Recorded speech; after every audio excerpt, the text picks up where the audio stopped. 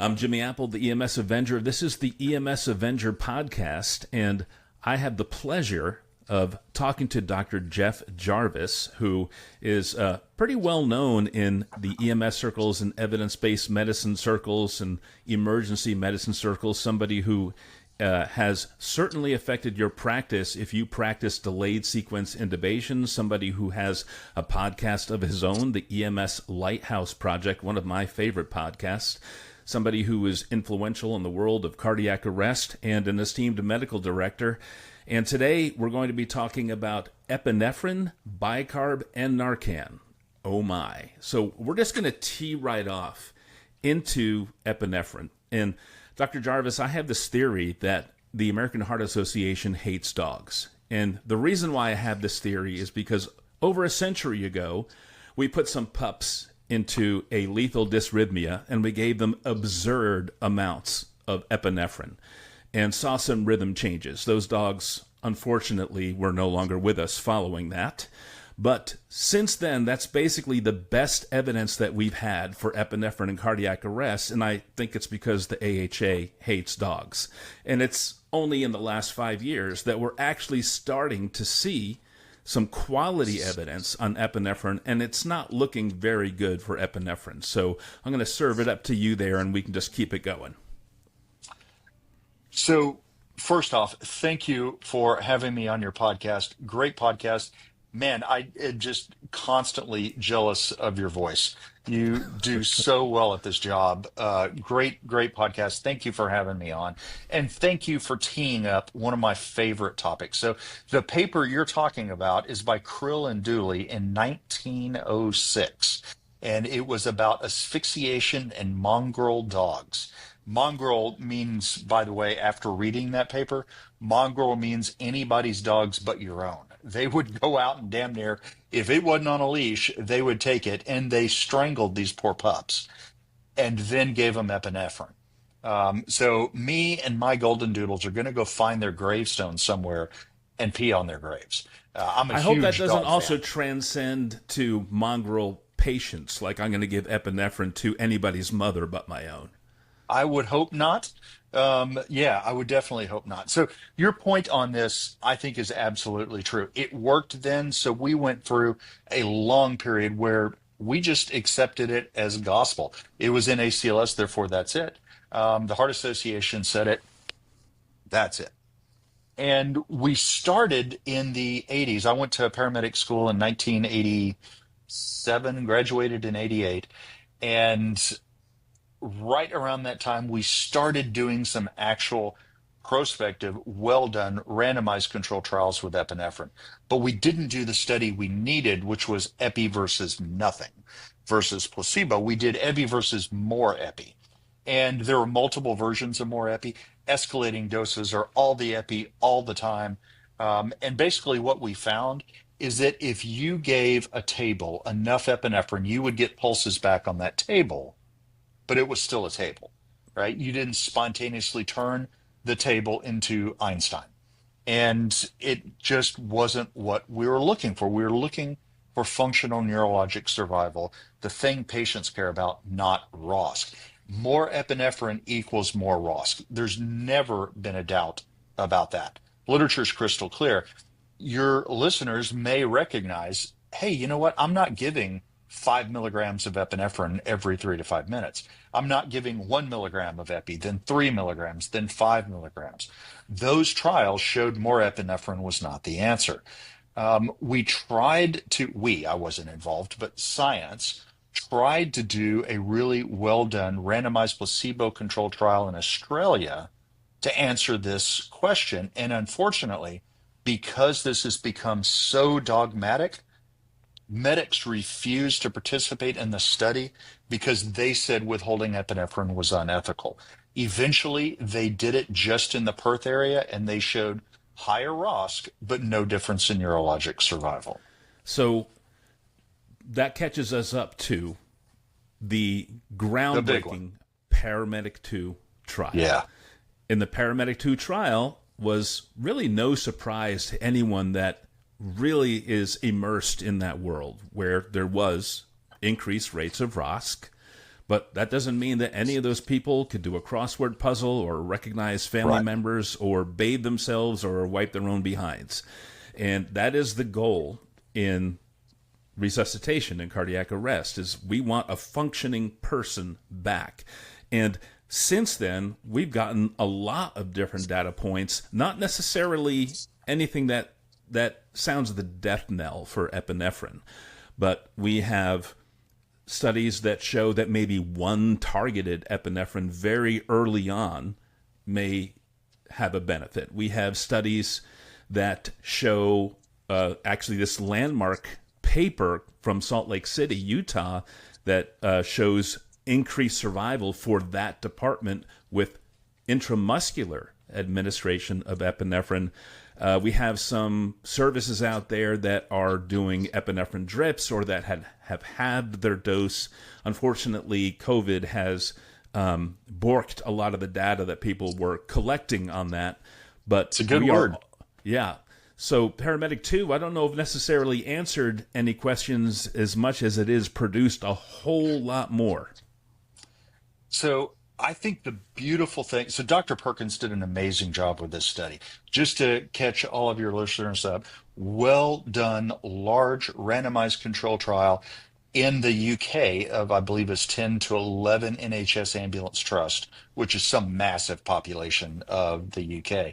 And what they did was they randomized patients to either get placebo or epi, the way we're giving it now. And what they found, their primary outcome was 30-day survival.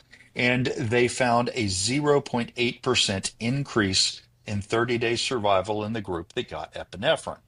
Now, they also looked at functional neurologic survival, and what they found is there was no difference in functional neurologic survival. Okay, all well and good. That's basically what we would have predicted. But and if it were just that, I think it's more or less a negative trial, but not huge. But this was a really well done trial, and it was well written. And I really encourage people to go read the discussion. So they said, let's take a look at the MRS scores, the modified Rankin scores, how functional people are if they survive, or in the trial of both arms. Now, the vast majority of both arms died. So that's the big group. But then they looked at those, if you look at just survivors, and you look at the proportion that have neurologic devastation. Neurologic devastation, Jimmy. Bad things. Right. That means double that person the rate. Isn't grateful to be alive. No, absolutely. They're not aware, right? So they literally they can't bathe, they can't wipe their own butts. Peg-trached in a nursing home is no way to live. And I'll get back to what patients want, but what they found, almost double the rate of neurologic devastation among survivors. So that is the part that really got my attention. Now, you mentioned that's not what we're trying to do. So other research has gone out and they've talked to people, actual patients, and they said, what do you value? What is the minimum clinically important difference in survival? How much improved survival? Is it worth it for you to take a risk of neurologic devastation? And what they said was somewhere between 2 and 3%. So if there is 3 to 5% improved survival, it's worth the risk of neurologic devastation. 0.8%, what we saw here, is well below that. This is not what patients want. No. Well, the question is now, and we also, not to take too much thunder away from an upcoming podcast for you, we theorized, well, what if we give it IO? Because we've had some studies that say survival is lower with IO than it is IV, but we know that those studies weren't informative. They weren't designed to come to that conclusion, and we assumed that those patients were just sicker cohorts.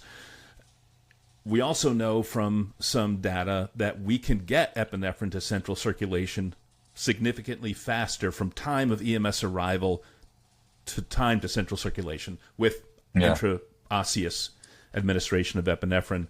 So we had this Paramedic 3 trial that just came out and showed that there was no difference, which probably goes to show that what we kind of suspect, which is the medications that we're giving overall probably don't impact survival very much. But So yeah, that's definitely one conclusion, and ultimately, I think that's probably the right conclusion.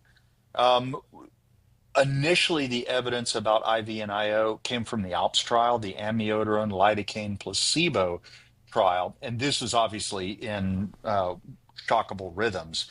And what they found is no difference in survival with amiodarone or lidocaine compared to placebo.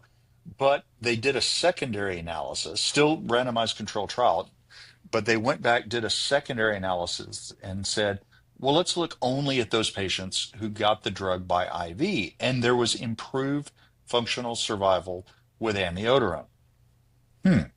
No difference with IO. Maybe the route matters. So a lot of people had done some work. I had a paper, Tanner Smeda, this amazing does young great student work. doctor. Yeah. He really does. He's annoying because he's so nice and so smart and such a good writer. So we, of course, have to hate him. He did this great paper and was nice enough to let me on, and it looked like at all cardiac arrest and the initial IO, and we were looking at humeral head versus lower extremity, and we saw better survival with humeral head. Well, maybe there's something to that. Other studies have shown better survival regardless of drug with IV. Interestingly, the paramedic group that did the all caps paramedic, meaning the study group, they went and looked at that with the paramedic 2 data and didn't see an impact. They really said this is way more an issue about how quickly you give the drug than the route that you give the drug. The paramedic 3 study that you're talking about, randomized control trial, IV versus IO, no difference. And there were 2 other randomized control trials, essentially the same question, essentially the same finding. I don't think it's a function of IV versus IO. So where are we now? Like, So if you were to if you were to build a team right now and said, Yeah. I am going to go out there and design the most evidence-based approach to epinephrine administration and cardiac arrest, where would we be? So I think we have to take a look at the limitations of paramedic 2. And there is a massive one out there knocking on the door, and that is time from arrest to first epinephrine. So they measured it in paramedic 2, and it was 21 minutes. Yep. Now, to be clear, that's not 21 minutes from arrival to the drug. It's from 911 or whatever their 999, whatever their version is. So it includes response time. Yeah. That's Ours still is significant, though. I mean, if you're in a large metropolitan area, that's an eternity. And I did some stuff with ESO data, and it turns out in the United States, across all ESO customers, like 3,600 of them, it turns out the time is somewhere around 16, 17 minutes faster, but I'm not sure it makes a difference. There is literature that says the faster you get the epinephrine, the higher their survival. But they're talking within 10 minutes of arrest versus after 10 minutes. So let's just take this concept that at least the first dose of epinephrine matters, probably matters more in non-shockable rhythms than shockable, probably. We don't know because we haven't specifically looked. And let's just say there is an intervention out there. There is some way that we can get the drug into the patient faster than we can right now. Maybe that makes a difference. And that's what you meant by Dr. Youngquist and his colleagues in Salt Lake City. So and let me just mention, too, you said the non-shockable rhythms. I actually had Dr. Antevi on, and I haven't actually published this episode yet, but we talked about his approach in Palm Beach County where they don't administer epinephrine in shockable rhythms. You know, the literature's all over the place. We do. And Peter and I have exactly the same amount of evidence to support our practices, by the way. There was a Japanese registry study that looked at early epinephrine versus no epinephrine. Huge limitations, the biggest of which is we're not Japan. Their system is a little different than ours. But it actually showed improved survival even in shockable rhythms if you get it there quickly. I definitely think that if you're going to give it early and then probably limit it. So the way I've interpreted the data is we give 1 milligram of epinephrine as soon as we can through an IV or IO. Foreshadowing, we'll come back to that. And then if it's shockable, no more epi. If it's not shockable, we hang an epi infusion. And the infusion is geared toward getting about 3 milligrams total across about a 20 to 30 minute Okay. code. I would love to point to an RCT that says doing it this way is the thing to do. I can't. And before anybody out there says, well, Jarvis, you're just out there experimenting on patients, we all practice medicine that has not had an RCT. So if we only practice medicine after you had multiple RCTs, we would not practice medicine because most of what we do hasn't been practiced, hasn't been shown in an RCT to work. A lot of them would be unethical to do. I think this about blood, as a matter of fact. I think it's unethical to do a randomized controlled, placebo controlled study with blood. There's Sure. no doubt if your hemoglobin is 2 and your last red blood cell is on the pavement, you need more blood. If you have the ability to give it, I think it's unethical not to. The challenge is, does it make a difference if you don't have it available? And that's the challenges with the blood study. Uh, So that you brought up Salt Lake City, and I really want to hit on that because I yeah, think it's that's what I was so, bringing you to right so now. important. So, Jimmy, when you were in paramedic school, you probably learned the same thing that I did when I was in paramedic school, and that is that IM injections do not work in low perfusion states. But despite that, we have this notion that you give IM injection epi and it just sits there until your blood pressure comes up. So when I heard what Dr. Youngquist was doing in Salt Lake City, he ran an experiment where they would show up on scene. One of their medics would go, they have at least 8 to 10 people in every cardiac arrest, so they have the resources to do this. They would establish pit crew CPR, ventilations, defibrillation, the things. One person would be doing an IO or an IV while their other medic just walked up and hit them with 5 milligrams of epinephrine in the lateral thigh, IM injection in cardiac arrest. And initially they just said, does that get the epi in faster? Yes. I think we all know we can get the injection in faster than the IV or IO. The really cool paper he just did is a before after paper in that study. And what he showed is improved survival. Specifically, there was about, in all comers, so shockable, non shockable, about a 4% improved survival in the IM epi group. That was an odds ratio adjusted for all the things of 1.95. And what that means is 95% higher odds of survival in this study with IM epi. Mm-hmm. Now, presumably it's because they got it in 3 minutes faster. So I run a tiered system like a lot of people do. And that means my engine companies get on scene substantially faster than the ambulance. And all of our EMTs on engines can give IM epi for anaphylaxis. Mm-hmm. What would happen if they were giving IM epi in cardiac arrest Right. 6, 8 minutes faster than the ambulance? We don't know because it hadn't been done, but it sure is an intriguing thought. And I think if That's epinephrine is going to work, that's probably how. That's a question. That's something that people have been talking about a lot, and I remember actually instigating a discussion on Twitter, which I think you might have contributed to, where I talked about survival rates being higher with BLS crews and whether or not they should be given IM epinephrine, and then it was whether or not they should be transporting or not. It was a whole big thing, but I think So that wait, is. let me just confirm here. I want to give you a chance to correct the blasphemy that you Did I just just say? said. What did I say? Surely you're not suggesting that conversations on Twitter can deteriorate into things that you didn't initially mean in your initial post.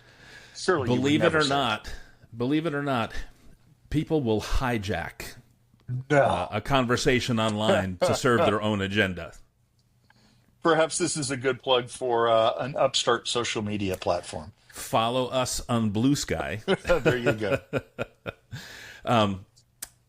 So I think that is probably a game changer, is the BLS crew with IM Epi. Yeah. Is there research now? Is I'm assuming that Salt Lake City paper is going to be impetus for research on this. Yeah, Dr. Youngquist is working right now on an RCT. So Great. to be clear, that was one study in Salt Lake City's big. They do a lot of cardiac arrest, but not that big, right? It's Mhm. not the entire nation. And he'll be the first to tell you that we really need to prove this. And this is promising. And it is enough, hopefully, to get us over the IRB hurdle of doing an RCT. And you wouldn't do a placebo controlled, you would probably do IM epi in one. So on odd days, even days, different stations, however you randomize it, you're still sending the same resources. In your intervention group, your EMTs are giving IM injections of epinephrine. In your control group, they're not. And you still, EMS gets there and starts the IV and then gives the epi. That, I think, especially if he can do it in multiple centers. Hint, Scott, if you're listening, I'd be more than happy to participate here in Fort Worth. I think that an RCT that looks at that, well done with significant results, I think would be a clear game changer. All right, we're going to switch gears now, and we're going to talk about sodium bicarbonate and cardiac arrest. And at this point, we all know that when you administer that buffer to someone in cardiac arrest, it doesn't exactly do what people think it does. I think that kind of your average boots on the ground think that what happens is that you administer bicarb, and it just collects all that acid and just protects it in a lockbox and doesn't allow it to affect the rest of the body. And what we're desperately trying to communicate to people is that bicarb absorbs that acid, becomes carbonic acid, which does not like being carbonic acid. It hates being carbonic acid. Those chemicals don't get along, and so it makes a couple of rounds through circulation, gets to the lungs, and they get a divorce right there, and suddenly creates the CO2 acid burden on the body that can't be relieved because we're using protective ventilation strategies. And so it's essentially an acid grenade. That was a euphemism, my friend. I love it. Protective ventilation. I'll just be clear. You're trying to be nice. We suck at ventilations, y'all. So, Sure. Well, but very nice way of saying even that. using the ventilation that we would use in high-performance CPR, we're not creating the minute ventilation to relieve that acid burden. So that means no bicarb in any cardiac arrest ever, right? So this is fascinating because neither of us are particularly young. We went to paramedic school a long time ago, and man, bicarb was the thing. We know that in cardiac arrest, you're going to be acidotic, therefore give bicarb, it'll fix it. You very correctly pointed out giving bicarb does not change your pH at all until you get rid of the CO2 with ventilations. I love your carbonic acid descriptions, absolutely right. So you got to blow it off. You give bicarb, there is no doubt, and there was recently a really nice study that quantified this. I don't remember the number, but you give bicarb and look at the end tidal, the end tidal is going to spike. So we have been trained to think a spike in end tidal means pulses. And by all means, if you see a spike in end tidal, look for pulses. But if you don't find it, it's probably because it's not there. So bicarb will see higher end tidal CO2. No doubt about it. It's probably from the bicarb. It lasts about 10 minutes and then it's gone. So we gave bicarb up front, massive doses, and then some evidence came out that says no difference in survival. Stop doing it. And then the practice changed to we're going to do it for metabolic acidosis after we've done all the other things. And so when people would actually give bicarb is when they're well into the kitchen sink phase of a cardiac arrest. Like, well, what else is there to give? I don't know. Grind the kitchen sink up, give that crap. Let's see if that does something. So if you look at the evidence on it, The way studies are typically done is they look at a big set of data, the ESO data set, the image trend data set, the NEMSIS data set, and they say, we're going to take all cardiac arrest and split them into two groups, those who got bicarb and those who didn't, and we're going to compare survival. Survival in the bicarb group sucked. It was way less than the non-bicarb. Bicarb must be killing patients. Now, the interesting thing is studies have been done comparing mask ventilation in cardiac arrest to endotracheal intubation using the same methodology. We're just going to take the group, the ones who got mask ventilation go over here, the ones who got intubated go over here. Every single study shows much better survival in the BVM group than in the endotracheal. PART trial and the Rock Prime trial. PART and Airways 2 were actually randomized control trials. So these were just retrospective studies. And BVM always outdid intubation. Right. So, Jimmy, when you are at the gym, because clearly you work out, you're at the gym and you look great. Obviously, you work out. You're at the gym, you're on a treadmill, and there's a 45-year-old guy who clearly has not seen a treadmill in 30 years. It's January 1st. He's hitting the gym. He starts clutching his chest.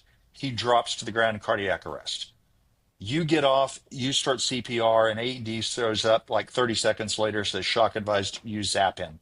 He says, ouch, do you mind if I finish my workout? That is the person most likely to survive.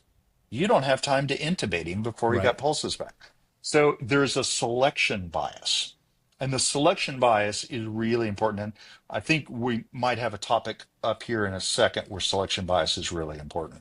So when you actually randomize them, it turns out probably no difference. When it comes to bicarb, we're not really randomizing them. We're doing these observational studies, and selection bias and time bias is a huge issue. A guy named, or a woman named Niederberger and Dr. Menengazi, who is the founding editor-in-chief of PEC, great researcher, they did a time-based propensity analysis. So they basically did that same observational study using ESO data, but they controlled for time. So two groups, no bicarb, but they controlled for time. And what they saw is improved survival. Specifically, there was 30% improved odds of functional neurologic survival in all patients who got bicarb once you adjusted it for time. Now, that survival, turns out you didn't see a survival advantage in shockable rhythms, but you did in asystole and PEA. So if the moral of the story, the way I interpret the literature, and again, no randomized control trial on this, but if you're going to give bicarb, give it in the non-shockables and do it early. Probably not before epi, but pretty quickly thereafter. I see a common thread there where your asystole, your non-shockable rhythms, asystole and PEA, seem to be the most pharmacologically dependent conditions in out-of-hospital cardiac arrest, whereas somebody in a shockable rhythm, it's really about just effectively getting your defibrillations in as quick as possible. Absolutely. You nailed it. So does that mean that your service is giving bicarb early in non-shockable rhythms? Can we talk quality improvement for a second here? just between you and me. Absolutely. Nobody else is no one here. else is listening. Just between friends. This is the fascinating thing. We did not give bicarb in cardiac arrest. We gave it in TCAs. We gave it for our hyperkalemias along with calcium. So we had a little time, and we would draw up the bicarb because the vials were cheaper than the Johnny and Roy Papa Top Abijet prefilled syringes, right? The Bristol Jets. So then I said, we're going to implement based on this study. We're going to implement. You're taking our Johnny and Roy away from us? Why don't No, you just I wanna take away bring Johnny lights and and Roy sirens back. from us? That's a different podcast. No, I'm trying to bring Johnny and Roy back to EMS. We had vials. So I wrote the protocol and said in non-shockables, get your first dose of epi in and then flush the line and then give bicarb. And what I found is it was taking us a really long time to give bicarb. So we did our drug, we went and we looked, and I'm like, why the hell is it taking so long? Well, because they're mucking around drawing it up. So we're like, aha, this is important. Put the Bristol-Jets back on the trucks. And now our time to bicarb is dropped, shockingly. So yeah, we did it. We haven't been doing it long enough to really, well, we made other changes too, I might add. We did the epi, we did dual sequential defibrillation, we delayed implementation of mechanical chest compressions for the first 10 minutes. We really focused on doing pit crew CPR, all the things that we know work. And we've certainly seen our survival go up. I don't know if it was from the bicarb or the changes in epi or maybe just better coordination. I don't know. You know, But yeah, we implemented it. we're going to have to do a podcast now on dual sequential defibrillation, and the European paper that just came out that really tried to nail down how often are you actually seeing real refractory VFib, and You then know, that leads to the dose VF trial actually playing fast and loose with the definition of refractory VF. I saw the paper, and there was a secondary analysis of dose to VF trying to get to the same thing. I don't think it's fast and loose. I think it's the difference between a pragmatic trial and an absolutely strict research trial where you're trying to understand. With a pragmatic trial, you're trying to know which works better. So here you are, Jimmy, there you are in the field. And you have a patient in VFib. Zap, you shock them, CPR. Zap, you shock them, CPR. Zap, you shock them, CPR. They're still in fib. You got to do something. You don't know what the rhythm was under the compressions because you can't Correct. see it. And let's just monitor agnostic. Let's just pretend you don't know. You have a decision to make, shock or not shock. And dose to VF did that. After 3 shocks, you either do vector change, regular defibrillation, or dual sequence. I don't care whether they converted and went back into it. What I know is they're in a shockable rhythm now. They did the 2 things versus the 1 thing and had better survival.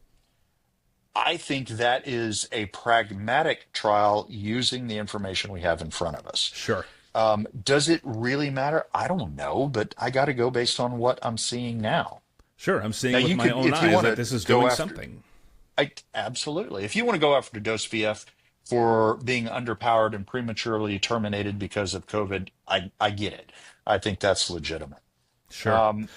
So who knows what is underlying the rhythm until we have the technology to do something about it. I mean, what are we going to do with this information?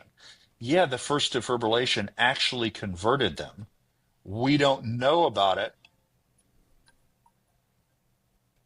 Sorry, man. I had a rollover medical control call there. Okay. So you might want to edit that part out. My bad. Um, if they actually are getting converted with that first defibrillation and you're doing 2 minutes of CPR, and by the time you look again, they're in VFib, did they go back into the VFib or did they actually stay in VFib? Unless we have the technology to see, or we're going to go back to prolonged pauses with stacked shocks, probably doesn't make a difference. Why do you think that paper was so pointedly directed at the VF trial, though, in their discussion? So I want to be clear. I've only read the abstract on that paper. So let me withhold judgment until Okay. I fully analyze it, and I'll give you my answer on my podcast. How about that? Okay.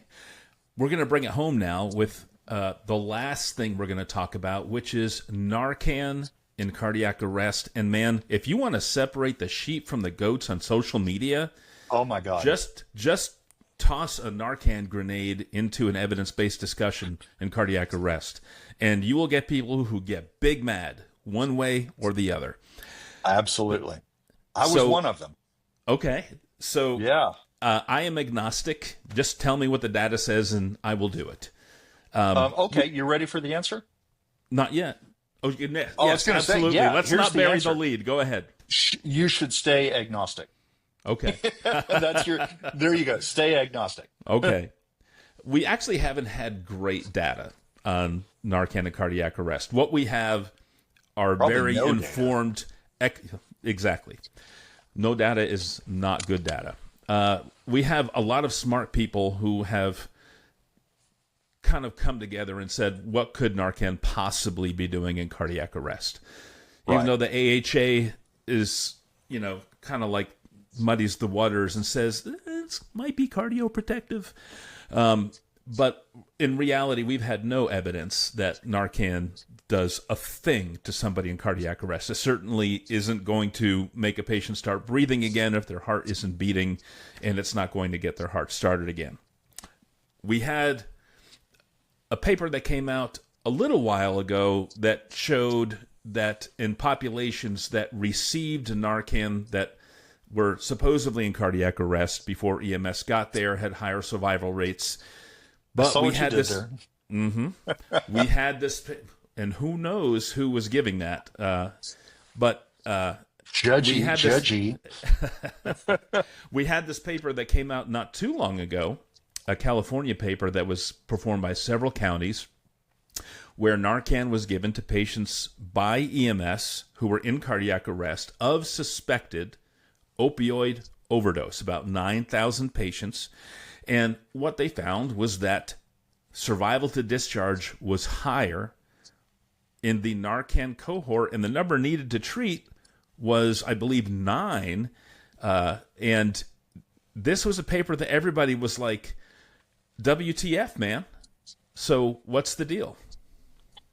Well, that was exactly what I said after reading that. I'm like, seriously? What the? So it is really an interesting thing. I was very much on team do not give Narcan in cardiac arrest. My thinking was once you have established ventilations, people die in narcotic overdose because of apnea and hypoxia and hypercapnia, not anything else. And once you're dealing with that, the benefit of the Narcan is they breathe on their own. Once they're in cardiac arrest, horses left the barn. No potential mechanism. So stop doing it. You're wasting time.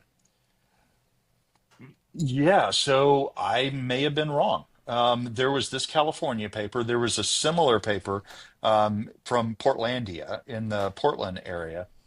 Similar methods. The stats they used, they did not leave a stat unturned. They used all the math they could. And the reason that they had to throw so much math at this problem is because of indication bias. So both studies were observational. So they didn't do, this was not really an experiment. It wasn't really an experiment. It just wasn't an experiment. Mm-hmm. What they noticed is that their medics were giving some patients Narcan in cardiac arrest and not giving other patients Narcan. So they said, well, let's see if it's doing any difference. So they compared, this may sound familiar to our bicarb discussion. They looked at all of their cardiac arrests and split them up into those who got Narcan and those who didn't. And those who got Narcan survived at a much higher rate. So, Jimmy, riddle me this. Well, here's the curveball, is that patients who ultimately did not have an opioid-related arrest also had higher survival. Well, the challenge according to is the paper.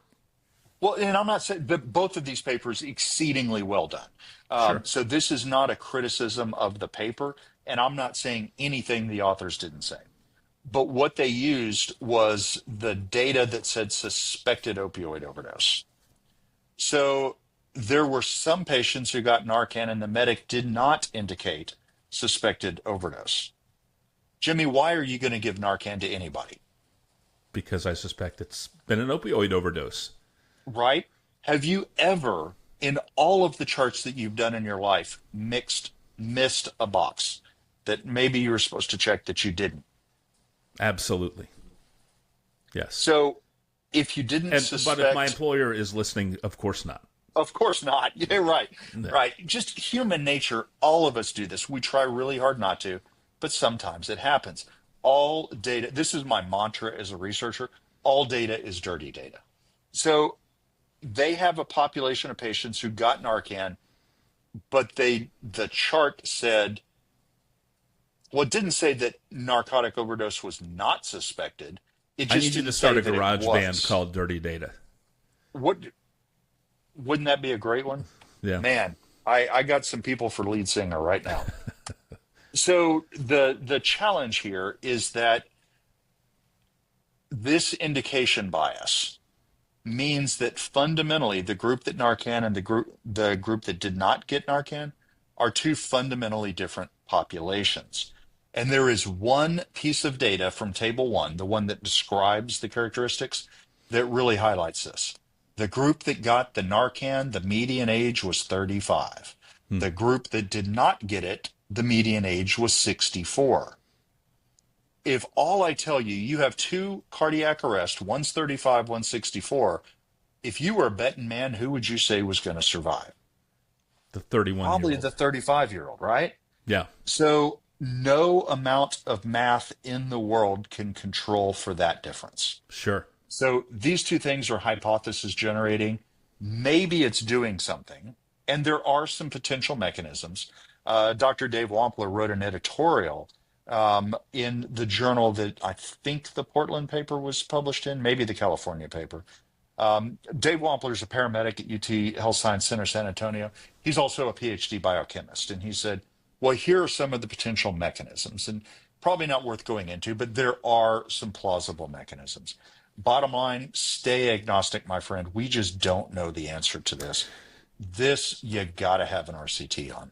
So the only rationale, there are times where I have administered Narcan in cardiac arrest, and it's because of my own observational, it's because of my own observations, which is obviously very low on the hierarchy of evidence. But I was consistently seeing patients who were in PEA being given Narcan and just, magically experiencing ROSC within a minute. And talking to one of the chief of over EMS locally, you probably know Nick Adams with Cobb Yeah. Fire. He said, I have the data to show you how much pseudo arrest we're calling cardiac arrest. And giving Narcan is really just reversing respiratory arrest. Because we just kind of suck sometimes at checking a pulse. So that's really the only time that I feel that I will approach cardiac arrest with Narcan and say, this may be reasonable, but of course, it's still patient dependent. Like, if I have someone who is, 70 years old and doesn't, is, In a systole. yeah, in asystole, and, there's a story there that says this person is certainly not in respiratory arrest from narcotics overdose. That's one thing. I have a 31-year-old who's in PEA arrest in a one-room hotel room. I think that Narcan is probably a pretty reasonable approach there. So 8 months ago, I would have said, Jimmy, you ignorant slut. There is no potential way that can work. Jeff of November 21st, 2024 says, maybe it's reasonable. I think we just don't know. There was recently a third study on this that showed no difference, subject to all of the same flaws. We just don't know. The situation you described, the plausibility here is that, and I don't know why this didn't occur to me. I grew up in an age where I gave lots of morphine. We didn't really give fentanyl. And morphine causes histamine release, and histamine causes vasodilation and can drop your Correct. blood pressure. Why that very commonly known thing to me didn't suggest if you have an opioid overdose, maybe you have vasodilation, and maybe that beautiful ECG activity is actually corresponding with mechanical activity, and they're just really hypotensive. What if You there's give data Narcan, out there it that suggests reverses that that. up to 40% of PEA is actually that? Could be. Yeah. It's the pseudo PEA. I terminate a lot of cardiac arrest. We do about 1,200 cardiac arrests a year, and somewhere around 50 to 60% of those end up getting terminated in the field. Um, I lose the asystole, sleep like a baby. It's sad. I'm sorry it happened, but there's no doubt about the outcome. Sure. Pseudo PEA keeps me, or PEA, particularly fast narrow complex, keeps me awake at night. We just, without ultrasound, which we're working really hard to get ultrasound quickly, without ultrasound, it is just tough to tell the difference. I've received orders to terminate PEA, and I am like you. I just don't like it. I do not like terminating PEA in the field anyway. Yeah, and I'll tell you, I'll do it because ultimately futile is futile, but man, it's not straightforward. So I don't want to just do a complete sidetrack on how I deal with terminating PEA. I think it's But an I'll tell you, important conversation, so let's do it. all right, well, there is a huge difference in a PEA at a rate of 30 with a QRS complex that takes up the entire screen and a QRS complex that's nice, narrow, hell, has P waves at 110.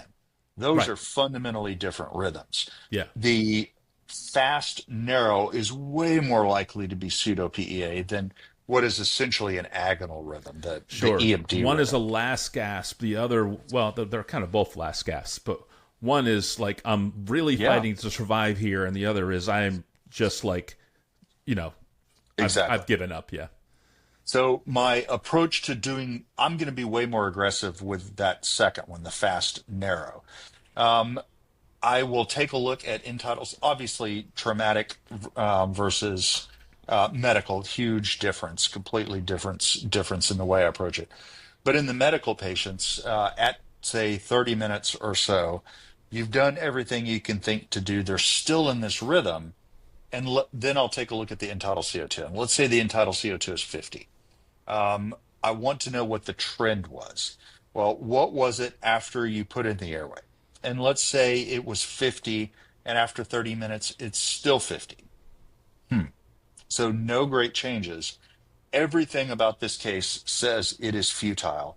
I just want a little bit more assurance. And this is what my friend Dr. Manifold taught me how to do, Craig Manifold. So he said, go, and I'm not telling anybody to do this. Please, God, don't do this. Follow your local This is protocols, folks. absolutely, I really think this is something that really you should only do with medical control. I will do it because I've already made the determination that I'm going to terminate the arrest. Right. So what I will do to help me confirm that is I'll hold compressions and continue ventilating. So the idea is that entitled CO2 is probably because there's some metabolism going on, but it could just as easily be because we're doing really good compressions. So if we hold the compressions, we take out that explanation. And if it is truly pseudo PEA, we would anticipate that the entitle stays the same. What I'll tell you is almost always the entitle just goes thump. It plummets. And now I know, or I feel way more confident that there is no underlying metabolism going on. And I sleep better. Not quite as well as if I were looking at an ultrasound, but a whole lot better. So Right. please, God, don't do that. Talk to your medical director about it. That's But doctor shit, folks. that is, that's how I sleep better at night. There's clearly some legal issues in there, and I want to be very cautious about state protocols in those 49 lesser states that have to worry about that, unlike Texas. So Well, Doc, it's a challenge.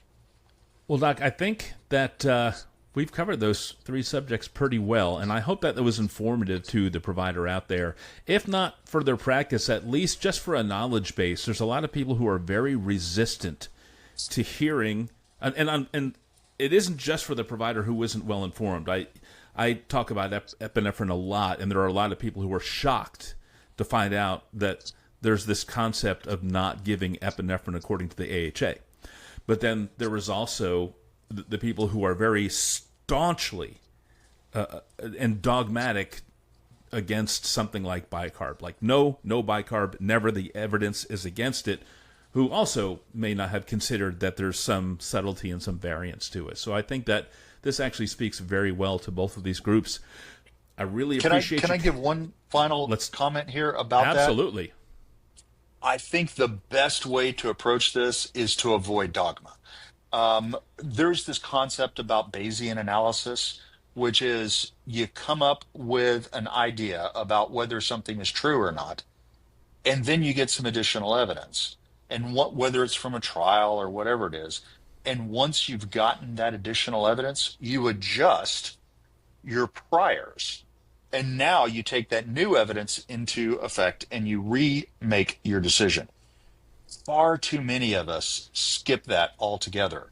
We just drop anchor on our priors, and we don't let additional evidence change our mind, change our posteriors.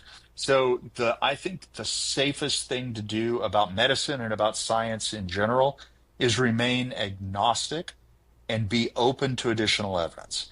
Now, maybe the evidence sways you, maybe it doesn't, but you got to be open to it. And I say that as Absolutely. somebody like all humans, I drop anchor.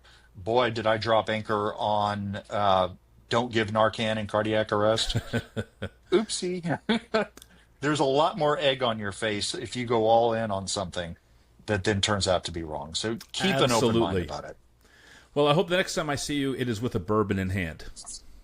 That would be wonderful. All right. Thanks a lot, Doc. Hey, thank you very much. It was a lot of fun talking to you. And I do have to say, I see that Fleetwood Mac Rumors album over your right shoulder there. Love me some Fleetwood Mac. Awesome. Take care. Take care, buddy.